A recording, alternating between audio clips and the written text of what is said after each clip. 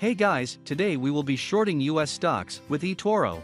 Before you short, remember that Etoro is mostly CFD. The benefit of shorting with Etoro is the short is executed instantly. However, you can only short selective instruments only with Etoro. To short, we use the search box to look for stocks to short. Key in the stock or instrument name to short. We will be shorting Tesla. Click on Trade to proceed.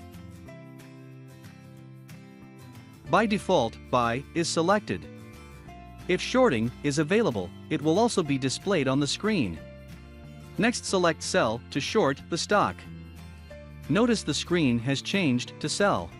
It also indicates it's a CFD trade. We will now set the amount of US dollars to short on Tesla. After we set the amount, click on Set Order to confirm the order. The order will be executed instantly. If we head over to our portfolio, we can see our sell orders. The sell agreement will be displayed as part of our CFD positions. We can close this positions during market trading hour by clicking the cancel button. Feel free to hit the subscribe button if the video has been helpful. Thank you for watching.